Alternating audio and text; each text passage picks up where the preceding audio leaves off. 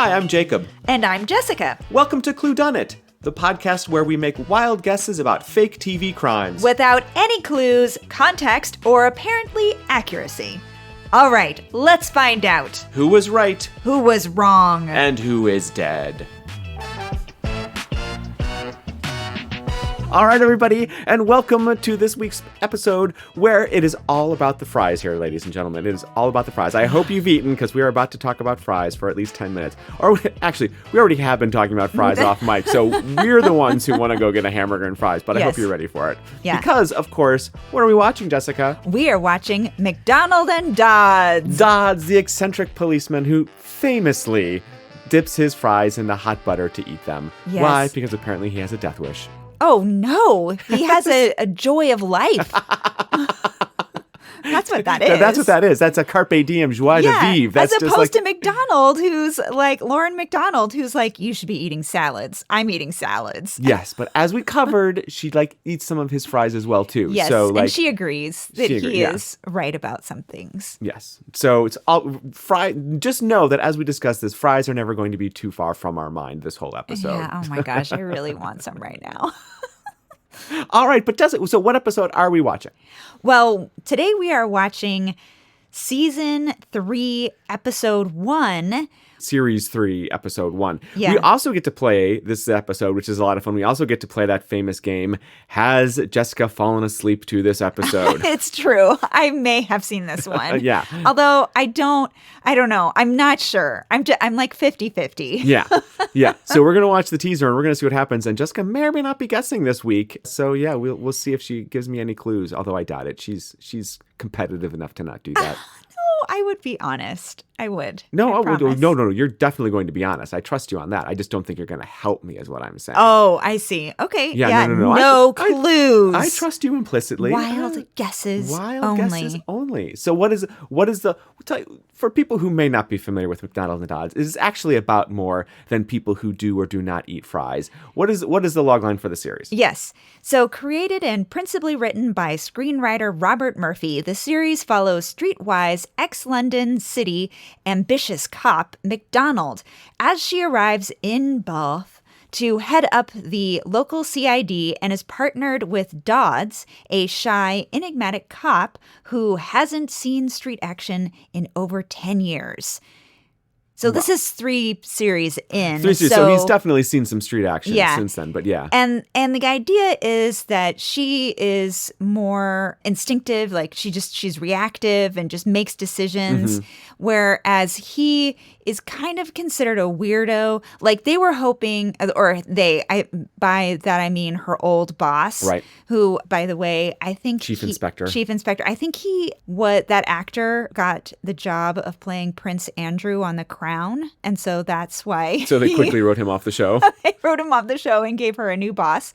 Anyway, that character, that first boss, we think that he brought her on and brought in Dodds to pair with her in order to either frustrate her and send her back to London, right, or get Dodds fired, or both, because he thought Dodds was an old guy who was just slow and useless. He was explicit about the fact that he wanted her to make it so that Dodds would go away. That's true. He did say that. Yeah, like that was part of it also. Like that their unlikely friendship has blossomed and they help each other. Yeah, and he's typical. Dodds' typical MO is to sort of fixate on one kind of thing that's not quite right. It's really sticking in his craw. It feels like he's somewhere on the spectrum a little bit. Yeah. And he really, he fixates on it. He's kind of a little obsessive. He keeps following it.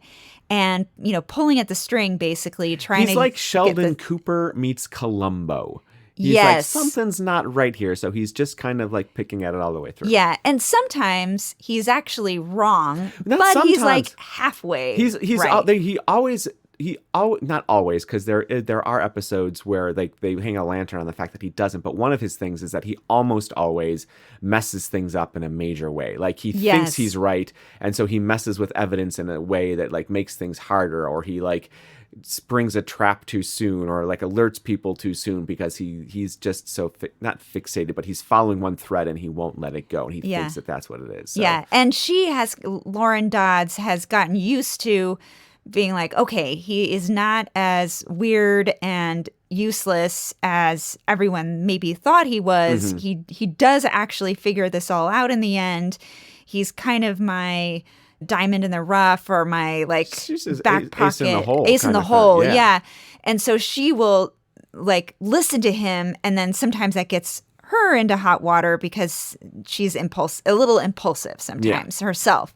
Like they're like kind of polar opposites in that regard. Welcome to TV 101. People. Yes, there you go. Opposites. I will also say that he looks a little bit like a French fry. They very often dress him in kind of like beige and yellowy kind of things. And like he looks like a French fry. Yeah, okay. So you are what you eat. Exactly. We've got a French fry and a salad, solving cases in Bath. It's great. Another great thing about this series, which I really like, two things about this that I really like. One, they are very often people operating in cahoots, as I like to say. It is very often not just one person behind all this. And then regardless, they do a really good job of making sure the villain is active. Like the villain does not just stop at the crime. The villain is always playing defense and trying to mess with them and actively trying to get away with it and confuse them and get out of the way. So I really like that too. Yes, that is a fun part of this show for sure. And this episode, oh my gosh, it is packed solid with guest stars. So there are going to be lots of people pulling strings, lots of people being active, doing stuff, I think. Well, give us a logline for the episode, and then let's talk about who's in it. Okay, so the logline is the Chalk and Cheese Police Partners. I'm sorry. I don't know. I'm already here for this. Who's the Chalk? Oh, I guess he's the Chalk and she's the Cheese. No. I bet this is a crossover with like it's kind of like Midsummer County thing, because the chalk is like the cliffs of Dover and everything like that. It's the chalk. It's because of how the ground is and all the shells and everything like that. It's the chalk versus the cheese, which is like the inland counties where they have the cheese, as in like they do in like Midsummer County and everything. So I bet this is why there's so many guest stars, because I bet there's going to be a rival police force in this. It's going to be the chalk versus the cheese. That's what I bet is going to happen in this. Oh, interesting. Okay, so I have no idea about the villain yet. Here I am making guesses before I've even seen the teaser.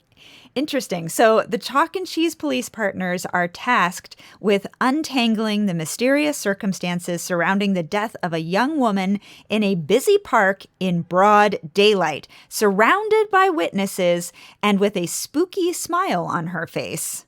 Oh, okay. So it's like kind of like the opposite of a locked room. Like here, it's done in plain sight. You're right. Yeah, like it's there's a locked room. How did it happen? And this is done in plain sight. How did this happen? Yeah, kind of thing. Yes. Broad daylight. This aired in 2022. Okay. And so, we have Jason Watkins playing D.S. Dodds.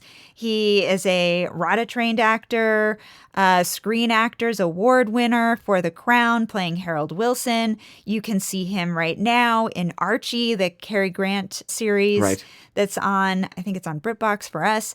He's also been on Trolleyed, Midsummer Murders, A Very English Scandal. And tell everybody my favorite trivia thing about him. Yes. He can walk on his hands. And he likes to do it every chance he gets, apparently. Yes, he does it like weekly, apparently. Yes. And at his wedding, during his reception, he walked to his new wife on his hands with a rose between his toes that his son put there. So yes. I really want to see him either eat fries upside down or like somehow walk into a crime scene upside down. Oh I just want to see. They have to work that in there somehow. That would be so amazing. Do you have an actress talent like that? You don't put Charo on the Love Boat and not expect her to sing. She's gonna sing. Right.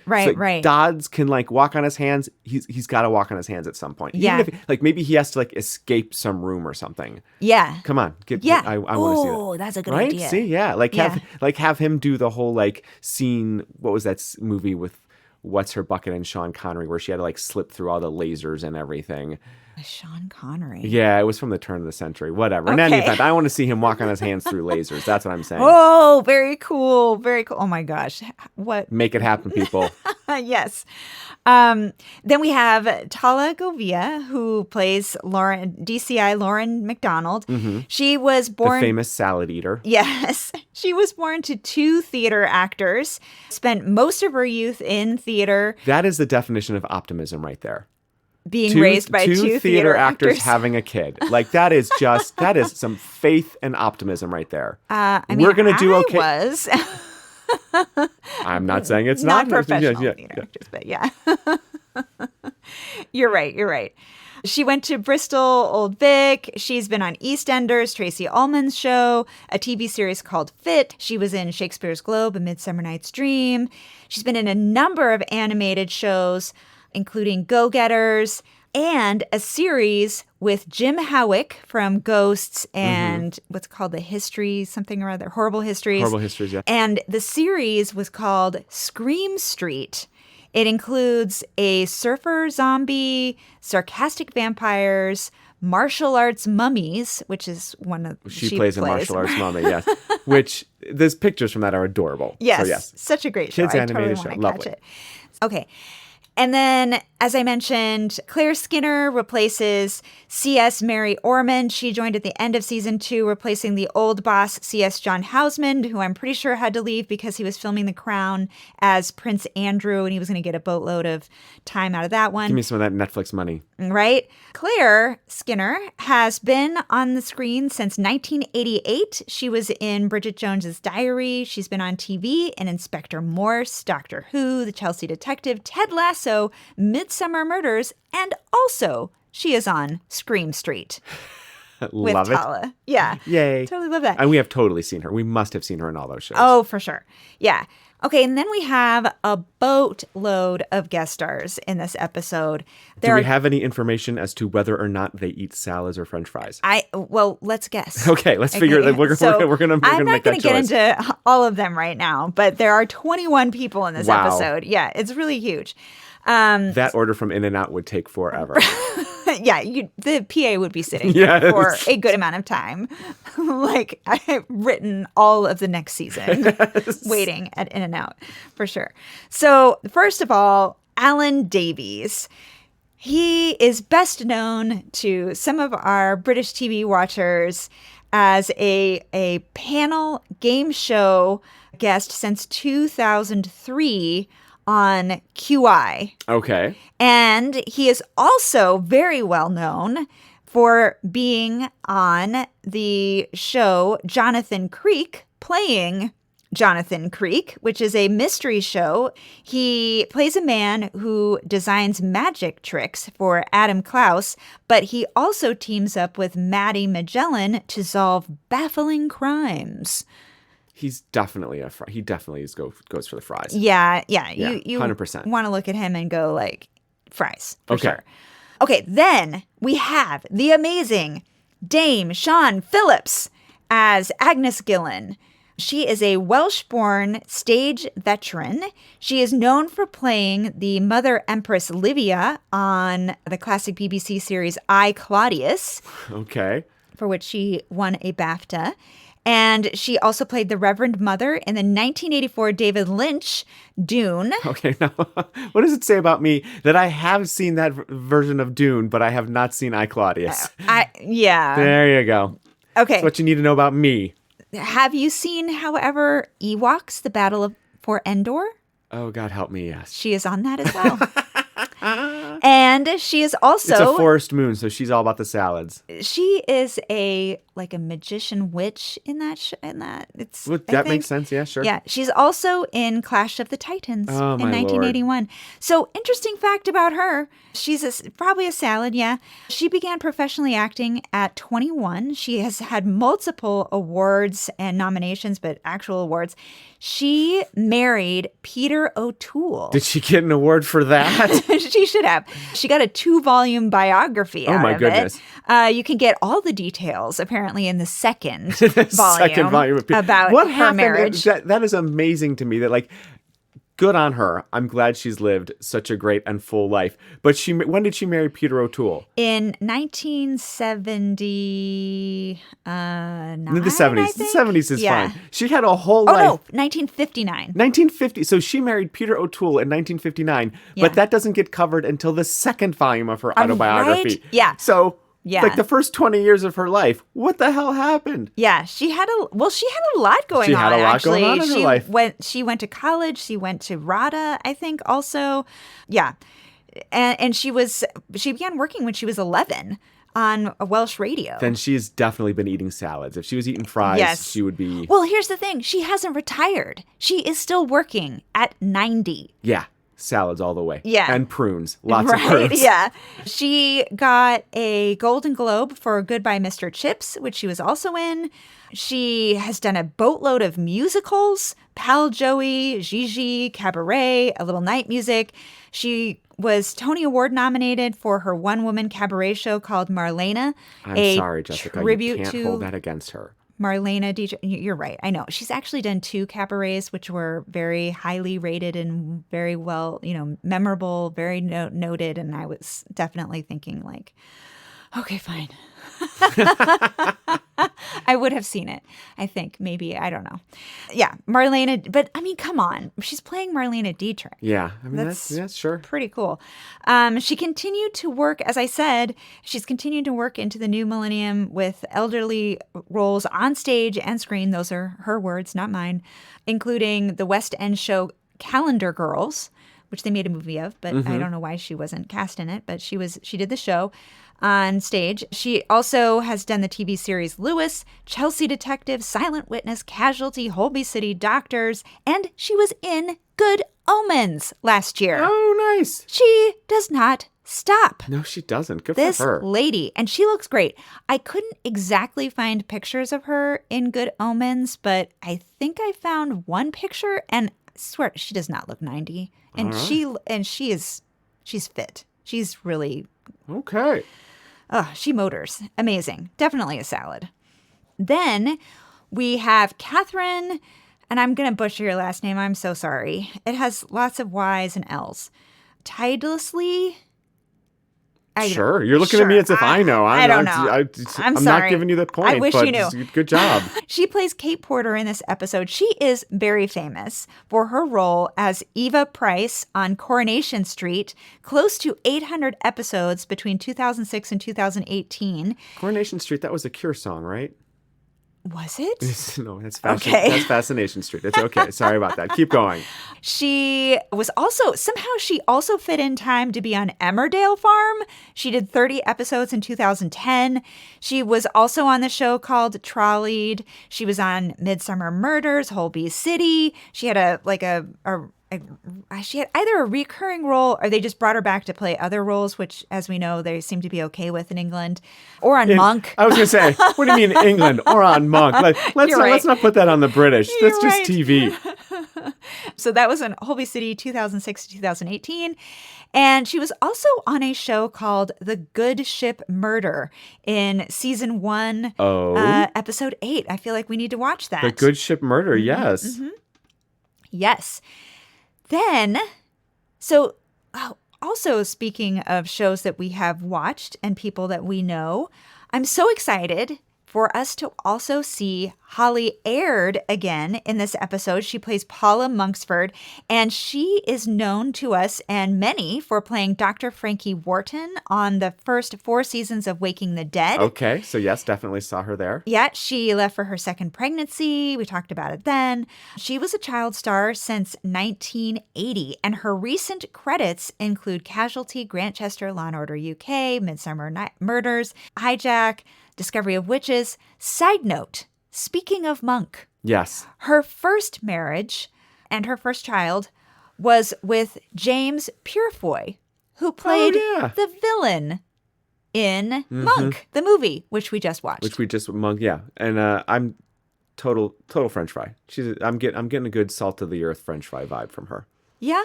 I could see that. Yeah. But in mayonnaise. She would even be good in ketchup, I think. No, I think you're right. I think she's definitely got that kind of like silky smooth mayonnaise vibe going on there. Maybe with a little garlic. Oh, yeah. Oh, mayonnaise. Is she garlic? No, she's not garlic fries. Yeah. She's fries and aioli. That's what she is. Yeah. Which sounds like another, like, it's the Rizzoli and Isles. It's fries and aioli. Oh, my God. They're crime-fighting cousins. Oh my my gosh, that's so great. Then we have Gabriel Bissett-Smith, who plays James Langmuir in this episode. And Gabriel is a BAFTA-nominated writer, playwright, actor, director, comedian. He does it all. He is one of the ensemble in the movie that everybody's watching right now, Saltburn. One of his plays was produced by Phoebe Waller-Bridge and Vicki Jones's company Drywrite and Francesca Moody. It opened to rave reviews. He is a comedian with several online sketches online, tons of views on YouTube.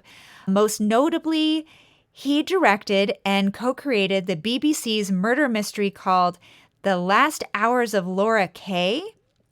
This earned him a BAFTA award and an award from South by Southwest. So it includes a bunch of like found footage from like CCTV, subways. And he's definitely a salad. Like I see. All the experimentation and everything happening in there. He eschews French fries. He's like, no, I need to burn hot and clean. Just only give me like, he's probably like kale organic, probably topping it off with a smoothie. He's a smoothie drinking salad kind of guy. Yeah. Lots of like a green smoothie. Yes. Is that what you mean? Yeah. Like, green, with celery and throwing some echinacea in there. For sure. Yeah. Little, what's it called? Like the flaxseed. Oh, yeah. Flag. Yeah, totally. I agree. Does he have pour-overs? He would absolutely do experimental theater. I think that's required for you to have a pour over. 100%.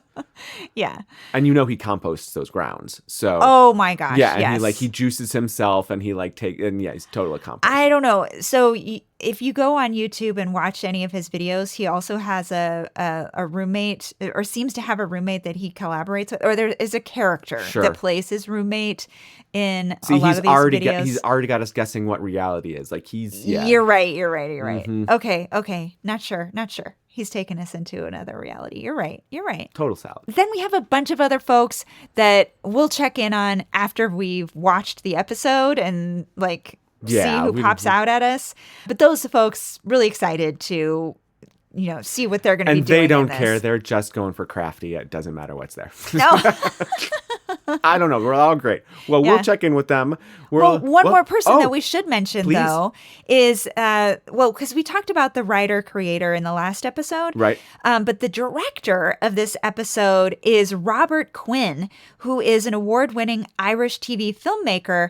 And his father was also a famous Irish director, Bob Quinn, who made the very first feature film ever made entirely in the Irish language. Wow. And he also was politically active. He would his father would protest the Irish public TV every December for supporting the TV station selling ads supporting the television station by selling ads for children's Christmas toys. He thought that was way too much commercialization for public television, and it really disgusted him and a number of other people. They would always quit every December. Anyway, the son who we're talking about actually made a documentary about his father, but he also earned his way up the ladder. He did a lot of second assistant work. He's also directed on, full-on directed on Endeavor, The Bay, Harry Wild, The Catch, DCI, Banks, Home Fires, Death in Paradise, The Clinic, Jekyll and Hyde, a host of other shows. Like I said, he also second assistant directed, including The Adventures of Young Indiana Jones. Oh, jeez. That's where we were going with all of this. Yes. Your teenage heart. So, yes, I'm excited to see his episode. Yay. All right. So, with all that, let's go watch and find out what crimes are happening. See you soon.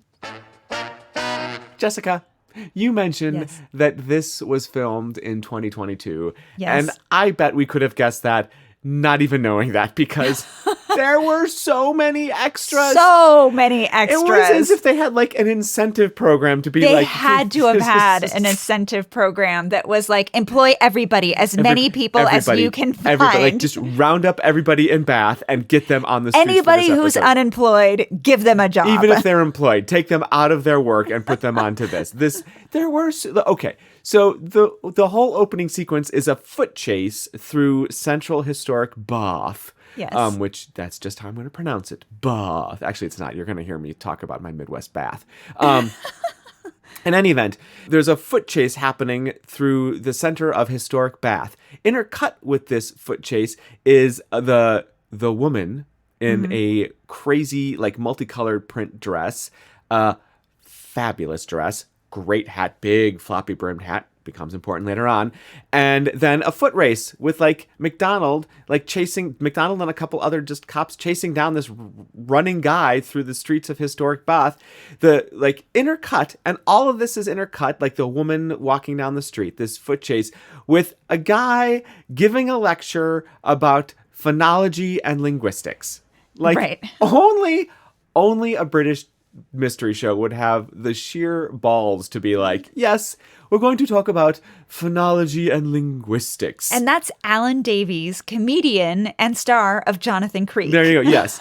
He's George, the lecturer. And this is important though. He starts out his lecture with saying very particularly, everything is connected. And then he talks about how like the Russians invading Afghanistan led to more heroin in the streets, which led to slang changing. And then he starts rolling through different accents and it just being all like, in 1975 the accent was like this, but in 1979 the accent was like this. And I'm just like, yes, we get it, you're British, you went to RADA, you like to show off your accent. Oh, actually he did not go to Are you RADA. well actualling me? Yes, I am. Oh my God. Okay.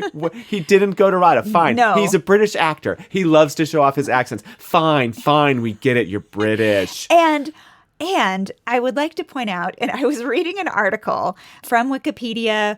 It was linked on Wikipedia on Tala Govia's page, the star who plays McDonald, Lauren McDonald. And she said that if you're from one place in the country, you say Bath, and then another part of the country, you say it with an R. Like if you're from Bath. I think it's Bath. Maybe I think that's maybe the Bath because it's the whole ERM, because they don't say the R though is the thing. Like that's why it's like ERM is actually pronounced because they don't. It's a different way of pronouncing the R. So maybe like Bath versus Bath. I don't know. See, is there an R when you say Bath? Maybe that's the whole point. Like that's what the R sounds like. So she's saying they're putting it. I don't know. Now we're Americans debating accents. Do you see the rabbit hole this has taken us down? No, cut to the chase, which they do. They go back and forth. They chase him through. They chase him through like two lines of like foot soldiers, like old foot soldiers with spears. And they're probably doing some weird changing of the guard We're thing. changing the guard ceremony. They chase him past a bike race. There's a bike race happening in the middle of like without like anything being blocked off or anything. There's just a bike race happening. Yeah. Like, there's a great shot of like Dodds as she's like waiting for the bikes to pass before she can go off and chase this guy again. They chase the guy into the lecture. Yes. They chase him into the lecture. Also tourists. With yes. like a lady like, with a flag. Like, follow me. And again, everything is connected, which is why we're telling you all these things. And also just the extras. So many. Yes. Like, how long did this chase take to shoot? Oh my gosh. Yes. This is amazing. Anyways. So the guy runs into the lecture hall where Alan Davies is going through his accents, knocks him over, and then runs out. As Alan is on the floor, his character's name is George. This older, middle-aged woman comes up to him and is just like, George, are you okay? And he's like, Paula, get away from me. I need my space. Yes. Which, that's a metaphor. Oh, like, she has a crush on him and is trying to be in a relationship with him later. I don't even know that's a metaphor. I see what you're saying, yes. But while the robbers rush in... Holly Aird, thank you. While the robber rushes in, the lady in the print dress walks in. Yes. She walks in, sees the robber comes in. Dodds comes in, asks where the robber went. The lady in the print dress points. Dodds goes off and follows them. Meanwhile, we see... Oh, no, that's not Dodds. That's McDonald. That's McDonald. McDonald has been doing the main part of the running, chasing. And whereas Dodds is kind of doddering along and dropping his headphones. His headphones. Because they're listening to their communication devices. Yeah, he can't get his comm to stick in his ear. And he's running into the same bicyclists, the knights. And he can't... everybody else is pushing the knights aside. Yeah, and he's he can't even get his way through them. He just gets stuck in the middle of them. But what happens is the guy rushes out of the lecture hall and traps Dodds in there for a couple seconds. McDonald. Oh my gosh, Jacob, get your head in the game. Traps McDonald's in the lecture hall. Dodds sees him, comes out of the hall, and like watches where he's going, and then manages to take some staircase and cut him off. He like totally takes this guy down in like 2 seconds. Yeah, he just puts out a foot. He trips him, and then he kicks him in the leg, and the guy's like down on the ground hurt, and that's when McDonald shows up. Yes, with the other police. But that's not the end of everything. That's not the crime yet. So the lady in the print dress leaves the and we saw her in the lecture hall kind of watching the whole thing go on with interest. She hasn't sat down in the lecture hall. She didn't sit down. Just standing at the side.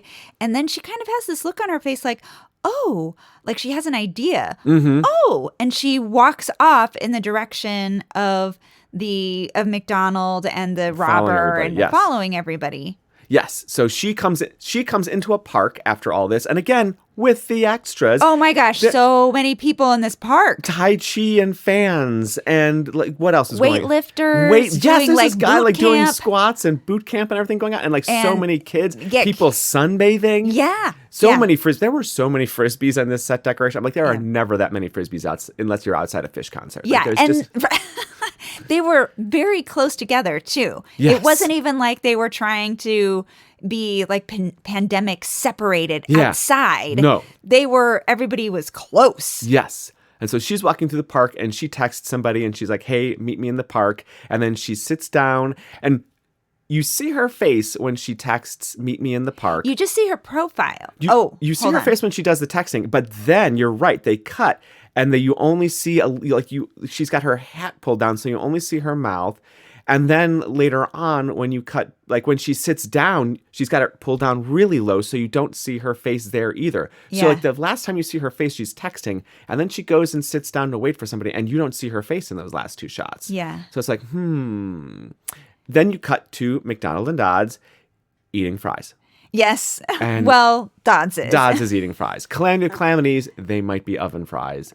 Yes. Oh my gosh. He is she's going on about how that's the robber the new chief. It's going to be so impressive. Exactly. And he all of a sudden looks horrified and she says, what? And these might be oven fries. Yeah. But he also explains how he got there. He's like, you have to understand, it's a small town. Everything is connected. Mm-hmm. So clearly the theme of this episode is everything is connected. Yes. They get called to the park where a little young boy has pulled the sandal off of Our Lady in the dress as she's been sitting there napping. The father comes along and says, leave her alone. She's sleeping, but he realizes she's dead. He calls it in. Title sequence. Now we're talking to you. That's as much as we know. But before we get into guessing, we have to clear this up, Jessica. Mm-hmm. Have you seen this episode? I don't think I have. Percentage-wise? Really, I think there's a 10% chance I have seen this. Okay. So we're going to let you provisionally guess. But you may have to self-disqualify here. I've got the paperwork ready, and it'll be okay. We'll be fine with this. They've put a new web access portal up. It'll be great. Oh, thank God. Right? Yeah, otherwise, just forget it. Bringing themselves into the 2023s. I mean, the 2024s. Somewhere. At least it's past 2003. Anyways, what have you got? What's your guess? Okay. So, as we discussed at the top of our episode, there is Sean Phillips in this episode somewhere playing the mother, or at least somebody with the same last name Clash of the Titans, as Dune from 1984. That's Sean Phillips. Okay. Peter O'Toole, Sean Phillips. Yeah, that she is in this episode, and she has the same last name as Alan Davies, the guy who's playing George, the professor who is knocked over in the lecture hall as the lecturer. And this is not, by the way, a college lecture. This is like a community. No, it looks like a community lecture. Like anybody of any age like a luncheon could go. series kind of thing. Yeah, yes, exactly. Okay, I got you. As opposed to like, this is like, okay, I did. Now, see, I did. I thought it was a college like lecture. City Arts and Lectures kind of thing. Yes. That if you would like to attend a special lecture right. with some pictures of his travels. Yes.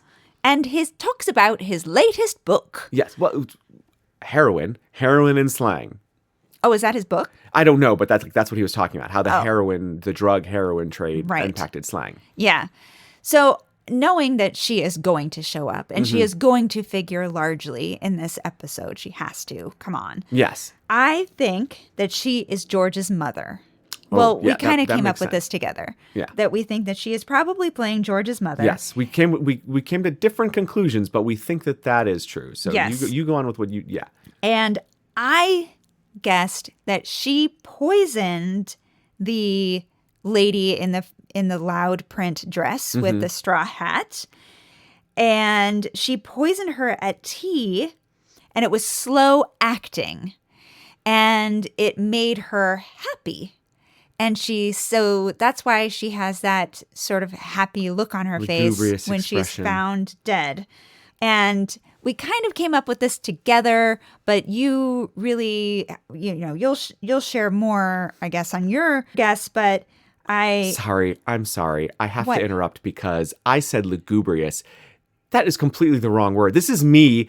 The accent's got in my head, Jessica. Accent's got in my head. I'm trying to be all like college professor and smart. Lugubrious is not happy. Lugubrious is sad. Sanguine is happy. So I said lugubrious, which is completely wrong. She had a grin on her face. I blame you, Alan Davies, and you, this British TV show, for trying to make me think, oh my gosh, I got to be smart for these people. You would not win on QI, I guess. A lot of people win on QI, though, so I don't know. All right, fine. So I think that she killed the lady in the print dress with slow acting poison tea, and it was because she didn't like the young lady who was trying to get it on with George. Her son. Oh, okay. That was my guess. That's a good guess. That's a really good guess. See, and I agree with you. I think that she's definitely the mother. I think that there is some kind of feud happening here. I don't think, and everything is connected. So I'm like, there's got to be some kind of like grand unified theory. You can't see the gestures I'm making with my hands, but rest assured, it means grand and unified. That's the gestures I'm making. There has to be some like grand unified theory in all of this. So like, I don't think it was any of the boot camp people. I don't think it was the Tai Chi people. For a second, I thought it might have been the father who called it in, only because he's a writer and everything else, and he's our salad guy. So I thought it might be him for a second, but I don't. Oh, yeah, I did too. And this is another weird clue, is that the phrase that this professor is using to talk about slang is the quick brown fox jumps over the lazy dog, which that's a great phrase for typewriters. Like that's a phrase you use for typewriters because it uses every letter in the English alphabet. But it's not particularly, is it a great phrase for phonology? No, we learned that a couple weeks ago or maybe a couple months ago because I wrote it down as a warm-up for us. Yes. The phrase that supposedly uses all the sounds in the English language is, listen, what do you think I am? A piece of ripe fruit you can squeeze the juice out of? Yes, exactly. So this quick brown fox thing, like that's a typing exercise, not a linguistic exercise. So I'm wondering if he's taking the piss. Oh. I'm wondering if he's actually fraudulent and he's actually a heroin trafficker. Oh. So he's a heroin trafficker. But he is having an affair with this woman. I think he is having an affair with this woman. And I think that the mother is maybe onto him. So the mother is trying to kill him. But instead of him coming over for tea for lunch, the woman came over and ended up getting poisoned. Or he put heroin in his mother's tea. That's what it is. He put heroin in his mother's tea, which accidentally killed her, but he was trying to kill his mother because they're having a feud over the fact that he is this like drug dealer and dating this totally like young lady who's completely inappropriate for him. So I think it's meant to be the two of them. Like I think there's a feud. But you had a larger idea because that. Because the robber wasn't a robber. I think the robber was a drug dealer. And is that because convoluted people? Because McDonald calls him when they're sitting in the park. She says that the robber is a homicidal maniac. She doesn't just say a robber. She says homicidal maniac. So was he trying to kill? I think you're right. I think he hired that person to kill George hired the maniac to kill his mother, but his mother or somehow accidentally poisoned the girl with heroin. And that's why I think that's what's going on. So it's... And honestly, that robber guy, I mean, I don't know what a homicidal maniac looks like, but he didn't look like a homicidal maniac. Didn't at all. Yeah. And I mean, that could also for fiction TV. For fiction. He was wearing this trendy jacket with the orange. That's not Carhartt. That's some other famous brand. Members only? No. No. But it has this Dodds certain exterior with an... Dodds wears members only. This guy was definitely a salad. He didn't look like a homicidal maniac. Because homicidal maniacs are famously fry people. Yes, they are. Oh my gosh, I need to worry about you now. Oh, no. All right. Well, those are our guesses, and I think we're going to go watch this, and I'm going to watch my back so she doesn't murder me over the fries. And I'm going to eat some fries. Jessica. Yes, Jacob. Let's talk about Henry Higgins. Okay, yes. Or Henry Higgins. I am a dumb American. I'm not dumb. I am a linguistically challenged American. Okay. I am from the Midwest, which means Kurt Vonnegut has a great quote about how he can go to Ireland and hear people talking in this lovely, beautiful, melodic voice. And then he comes back to Indiana where it sounds, or the people's accents sound like a buzzsaw cutting through aluminum. Like, that is my Midwestern accent. Say, park the car in Harvard Yard. Park the car in Harvard Yard. Get the R's in there. I'm almost to Chicago, yeah. Yeah, you've got what's garbage, the flat A? Garbage. I don't know. In any event, point being, this show wrapped so long around accents. Yes. I made such hay with him talking about the whole quick brown fox thing. This entire episode was about accents. He did that trick. He did this parlor trick of, I can tell you exactly where you're from. And I'm like, we got Henry Higgins. We got Henry Higgins right here. If Henry Higgins had a magical vial of poison... Which he did. That's what. Well, I mean, Henry Higgins didn't actually do it. Otherwise, this would have been a much different story.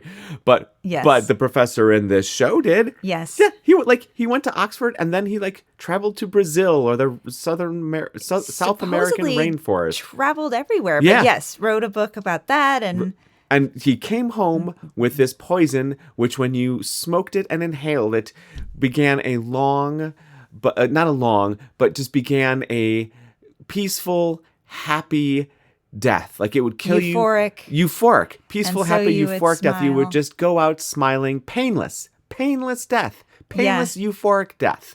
So the woman smiling, as soon as they find this out in his books, this professor's books that he had found this toxin, he, of course, is suspect number one. Now, gentle listener, when they find this out approximately 25 minutes into a 90-minute episode, you can be pretty sure that that's not actually who did it. 120-minute episode. No, this is not. Was it 120 minutes? Yes. Oh, my goodness. Okay. Well, my point is that, of course, it wasn't the doctor. But good. The doctor. It wasn't the professor. The professor. Sorry, the professor. I am not sure that I'm going to be able to recap this for you because this was... You're just going to have to watch it. You're just, it's and insane. We don't like to do recaps anyways, but even trying to tell you who actually did it is so labyrinthine. Let's just go with this. Remember, the most obvious person, the easiest way to tell you who did it is, remember at the end of our guesses when we were telling you what happened in the beginning and we said, oh yeah, the body was discovered by this boy and his father who called in the murder. Yeah, that father... He did it. like that. Yeah. Okay. So neither of us even touched the win. Even sniffed the win. Which, with the lentils I ate at lunch, that's probably a good idea. Right. Yeah. And he was collaborating with someone we hadn't even met at the point of this. A woman, when we stopped. A woman in witness protection from Northern England.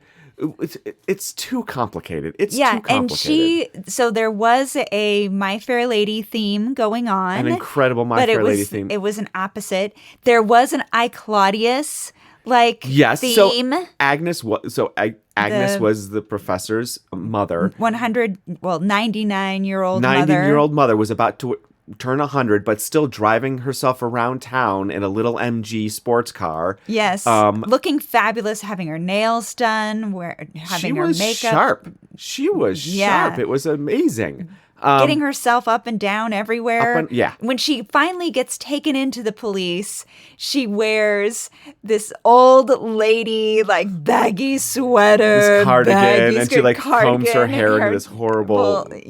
wears glasses. No makeup. She's senile. Yeah, and then she has this she does wear this cane.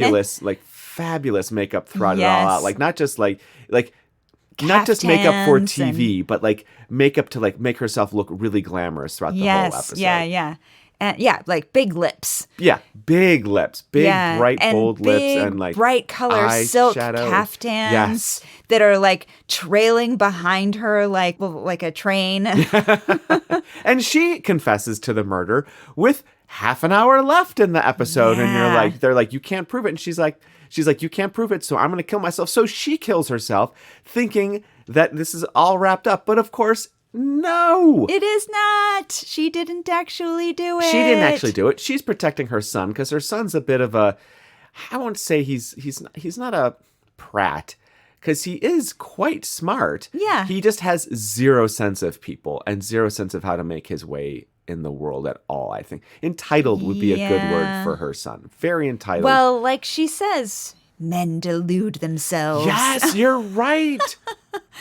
She says this in context of, what does she say this in? She says this in context of... well, she's talking to Dodds about, because Dodds says, because they live in this big fancy... Belvedere is this beautiful house that the professor and his mother, Agnes, live in. Agnes got this house. 70s, yes. Yeah, back in the 70s, a Irish politician who was very philanderous bought the house for her in England, in Bath. And it turns out that when he died, she could stay in the house until... Upon her death. And upon her death, it would go either to... any of his surviving heirs. And if none of them were around... Then it could go to her son. Right. So it all lined up for... So the woman who was murdered was this Irish politician's last remaining heir, a bastard daughter. And she found out about this, and she came after the house. And then everybody else swirled around to try and get their hands on this house. So the suspects include George, who might want to kill her to protect the house. They might include George's administrative assistant, Paula, who also he had an affair with years earlier. It might also include, there was another woman he was having an affair with who you don't meet. Her name was Kate. Well, that's the name we were given. She was actually in witness protection program. Maxine. And then there was somebody else who might have been involved in it too for like a hot second. Yeah. And at the end of the day, what it was Maxine/Kate was a crooked, she came from no money. She worked with the gangs and money laundering, turned state's evidence, theoretically, to get into witness protection program. With her husband, who was also But her husband was murdered. But yeah, her husband was murdered. So she went into witness protection. And as she was in witness protection in Bath, she found out about this house. And George started going after the house, found out about Elodie, worked with her criminal connections in the underworld, this guy who found the body, to kill Elodie so that she could marry George and get the house. And I hope some of that made sense. This was all of the Christies. This one gets all of the Christies. This was so unbelievably convoluted. It was great. It was great. Because, I mean, she dead on confesses, and you're like, oh, like halfway through, I'm like, I got it. It was her. Yeah. And then, yes, she even confesses. And the great thing about her confessing is that she says, you can never prove it. You can never prove I didn't do it, which to Dodds is like catnip. And you know he's got a half an hour, so he's going to do it. But it's another one of those, okay, it's another, like, not only was it a crime committed in broad daylight in front of everyone, it's another one of those, like, hey, it's the perfect crime. How are you going to, like, I've confessed to it, but you're not going to be able to prove it, and I'm going to kill myself, so I'm going to get away with it because I'm 100 anyways, and it's time for me to make my exit to protect my son. For all of her scheming, she really did love her son. Yes, she did. And that's when I was like, oh, Claudius. This is like when they're sitting around trying to think of like, who do we cast in this part? Oh, of course. Yes. Dame Sean Phillips. Call her up. What's she doing? What's she doing? Is she ready for this? Yes. We love working with her. Yeah. What I will also say about Maxine/Kate is that, again, with the accents, so they bring everybody together. Hilariously, they bring everybody together in the kitchen at Belvedere. Belvedere's kitchen.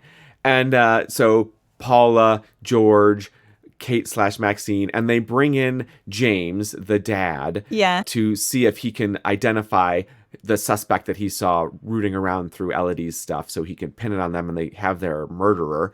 James comes in and like it's the typical like, let me explain to you how everything was done. Very Poirot. But shared between McDonald and Dodds. Yes, shared between McDonald and Dodds. First of all, they like ask him to identify a suspect. Like, sure, you're going to identify a murderer so that while the murderer can see you. Yeah. Okay, whatever. But great. But then they spring the trap, which is they know that it's actually him working with Kate. And Kate goes through, again, with the accents. And like every British actor was just like, yes, I have trained for this moment. This is my time to shine. Yeah. Because, of course, Kate immediately goes back into her Northern England accent. She's been trying to learn how to be posh from George to be kind of like, to hide in witness protection and to be better than she is. But as soon as she gets found out, she's found out, of course, by Dodds because she has some weird vowel affectations. But at the end, when she does her like evil monologue of evil, I do it, and any of you would behave just like this. Yeah. She slips right back into this old accent, and it's just like, mwah, like, yes, like I suppose I could tell you like 3 or 4 different American accents. There's like the Midwest accent, your Northeastern accent, your typical Southern accent, your Texas accent, your Midwest accent, your California accent. That's like 6 accents. That wouldn't even cover a county in England.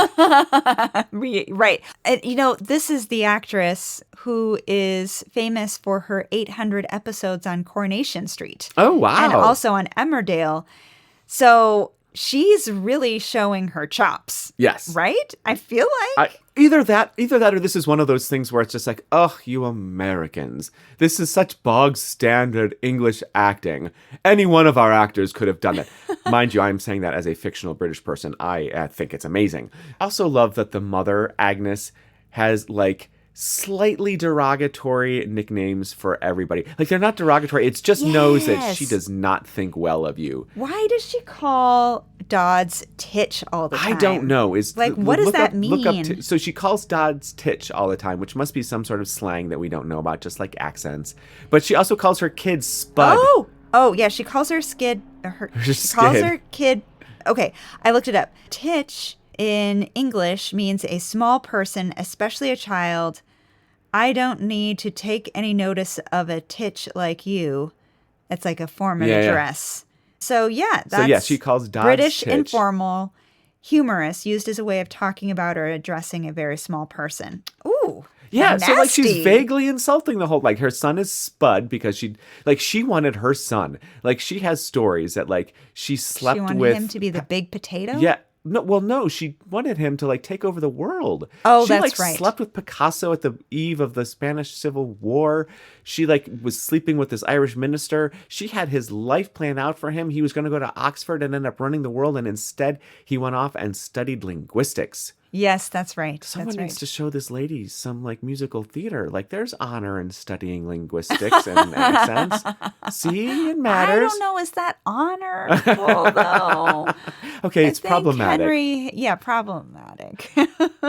I prefer him when he was still Henry. I also enjoyed that this was all. So he goes to Brazil.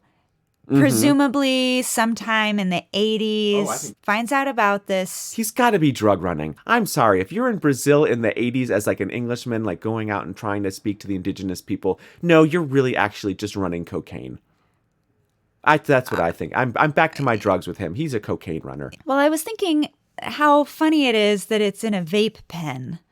Like, how do you know... Like, if you are a linguistics professor, how do you know the dosage? Yes. How do you yes. know, Like, how do you know it still works after 30 years? And putting it in a vape pen of all places. Like, how do you get it in the vape pen? Do you load vape pens the same way you load pipes? I don't know. I thought you had to buy vape pens individually, just like you buy cigarettes. You don't have to buy the vape. I don't know how vape pens work. I know. But what I will say is, like, this is like a pour-over situation again for me. I'm like, I don't understand. How does this work?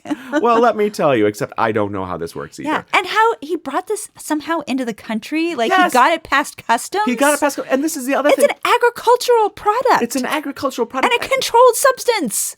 And worth billions of dollars. Yeah. Can you imagine? Like, what if you didn't give it to somebody in a lethal dose? Yes. What if this was the newest, best anesthesia in the world? Like, the medical implications of this that he's sitting on and ignoring because someday he might want to kill his mother?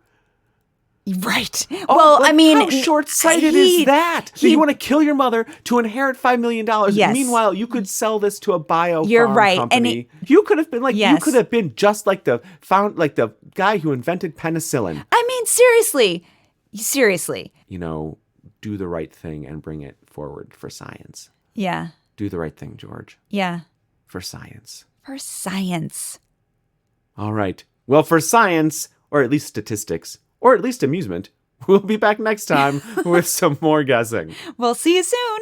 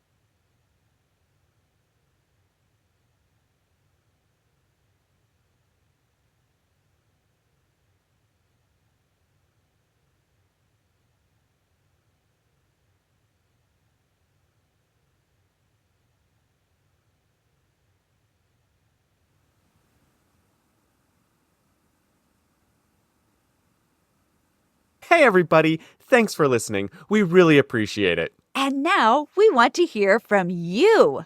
Tell us your guesses, your scores, and your suggestions for what shows we should watch next.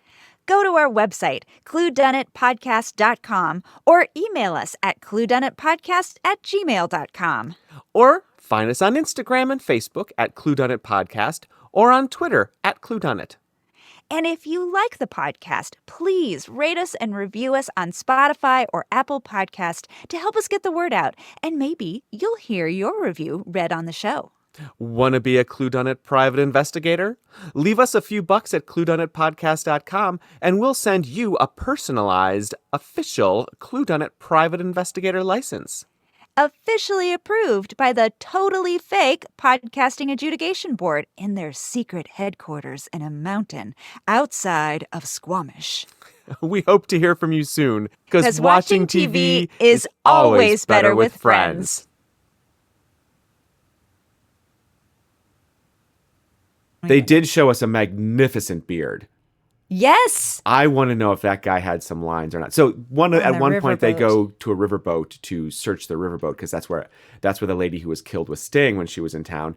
They go in, and as they're walking to the riverboat, there's this guy in the background being like, "Yes, it's over there," and he's pointing with his arm, and he has like nearly a ZZ Top standard beard. Oh my gosh.